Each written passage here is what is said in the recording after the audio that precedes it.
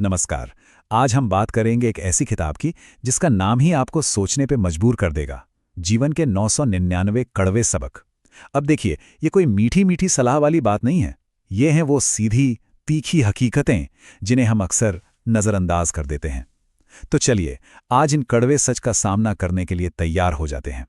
तो लेखक का कहना है कि ये जो कड़वे सबक है ना, ये असल में वो सच हैं जिन्हें मानना थोड़ा मुश्किल तो लगता है, लेकिन असल ग्रोथ के लिए ये बहुत ज़रूरी है। मतलब ये सबक हमें हमारे कंफर्ट जोन से, हमारे बनाए हुए भ्रम से बाहर निकालते हैं और जिंदगी की असली चुनौतियों के लिए तैयार करते हैं। अच्छा, तो इस किताब के ज्ञान को समझने के लिए हमने इसे 5 हिस्सों में बांटा है। सबसे पहले कड़वा सच, फिर मन की लड़ाई जीतो, उसके बाद कर्म का सिद्धांत, फिर देखेंगे सफलता की नई परिभाषा क्या है, और आखिर में बात करेंगे कि क्यों कहते हैं कि रास्ता ही मंजिल है। तो चलिए शुरू करते हैं हमारे पहले पड़ाव से, कड़वा सच। देखिए, इस किताब का जो मूल सिद्धांत है ना, वो यही है कि असली तरक्की मीठे झूठ से नहीं बल्कि कड़वी सच्चाइयों को अपनाने से होती है। तो फिर देखते हैं कि ये कड़वे सच आखिर हैं क्या। वाह, ये कहावत ना एक बहुत गहरी बात सिखाती है। इसका मतलब सीधा सा है कि खामियां होना कोई बुरी बात नहीं है। असल में यही कमियां तो हमें ज्यादा कीमती और असली बनाती हैं। बिल्कुल उस हीरे की तरह जिसमें शायद कोई दाग हो, पर उसकी कीमत एक साफ सुथरे बेदाग पत्थर से कहीं ज्यादा होती है। अब ये एक बहुत ही जरूरी सवाल है ना? अक्सर हम अपनी नाकामियों का ठीकरा किस पर फोड़ते हैं? बाहरी चीजों पर, हालात पर, लोगों पर, या फिर अपनी किस्मत पर। पर क्या असली रुकावट कहीं और है? चलिए देखते हैं ये किताब इसका क्या जवाब देती है। और ये रहा जवाब, एकदम सीधा और कड़वा। सबसे बड़ी रुकावट क्या है? हमारे अपने बहाने। जी हाँ, वो कहानियां जो हम खुद को और दूसरों को सुनाते हैं अपनी नाकामी छुपाने के लिए। और जब तक इन बहानों का साथ नहीं छोड़ा जाएगा, तब तक मंजिल तक पहुंचना, समझ लीजिए, नामुमकिन है। तो ठीक है, बहानों को तो छोड़ दिया। इसके बाद आता है दूसरा पड़ाव, मन की लड़ाई जीतना। क्योंकि देखिए, बाहरी दुनिया में कुछ भी पाने से पहले ना, एक जंग हमारे अंदर लड़ी जाती है। असली सफलता की नींव हमारी अंदरूनी मजबूती और आत्मविश्वास पर ही टिकी होती है। मतलब साफ है, असली लड़ाई बाहर नहीं, अपने अंदर है। जिसने अपने मन पर, अपनी आदतों पर और अपने डर पर काबू पा लिया ना, उसके लिए फिर दुनिया जीतना भी कोई बड़ी बात नहीं। हर बड़ी जीत की शुरुआत हमेशा अंदर से ही होती है। यहां देखिए, दो तरह की सोच में कितना साफ फर्क है।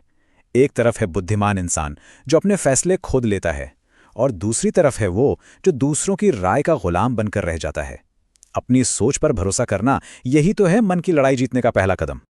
वाह, और ये कितनी शानदार मिसाल है। बेशक शेर और बाघ बहुत ताकतवर होते हैं, लेकिन भेड़िए को उसे कभी सर्कस में काम करते नहीं देखा गया, है ना?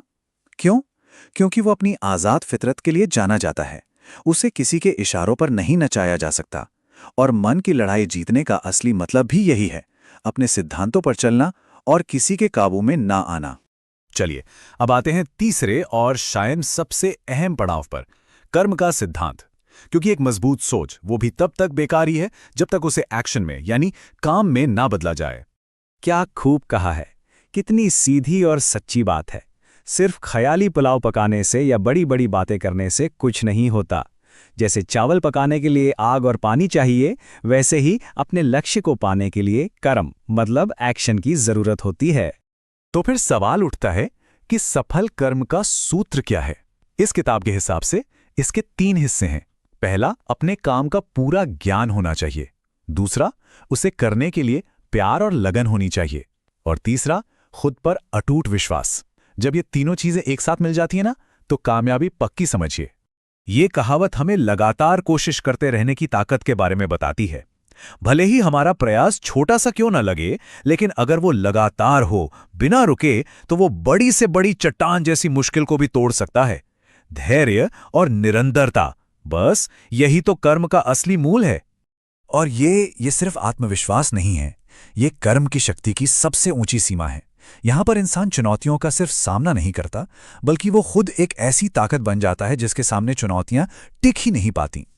यही वो सोच है जो एक इंसान को साधारण से असाधारण बना देती है। तो सही सोच और सही कर्म, इसके बाद अब हम पहुंचते हैं अपने चौथे पड़ाव पर, सफलता की नई परिभाषा। जरा सोचिए, क्या सफलता वही है जो दुनिया हमें बताती है, या फिर इसका कोई और ज्यादा गहरा मतलब है? ये किताब असफलता को एक नतीजे की तरह नहीं देखती, बल्कि ये इसे सीखने का एक मौका गवा देने के रूप में देखती है। मतलब गिरना फेलियर नहीं है, असली फेलियर तो है गिरकर बिना कुछ सीखे वापस उड़ जाना। और ये कहावत सफलता को कितनी खूबसूरती से समझाती है।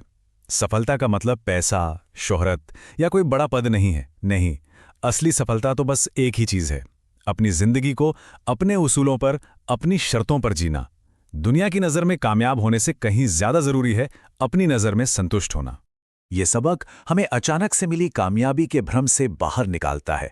जिसे दुनिया ओवरनाइट सक्सेस कहती है ना, उसके पीछे असल में सालों की गुमनाम मेहनत, लगन और न जाने कितनी असफलताएं छिपी होती हैं।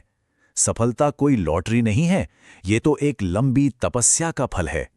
और अब हम अपने आखिरी और सबसे गहरे सबक पर आते हैं। रास्ता ही मंजिल है।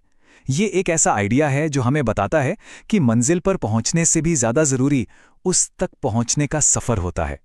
ये बात हमें हमेशा आगे बढ़ते रहने की अहमियत समझाती है। रफ्तार जरूरी नहीं है, जरूरी है चलते रहना। धीमी चाल भी मंजिल के करीब ले ही जाती है, लेकिन एक जगह पर खड़े रहना तो पीछे जाने के बराबर है। और ये एक बहुत बड़ा सबक है।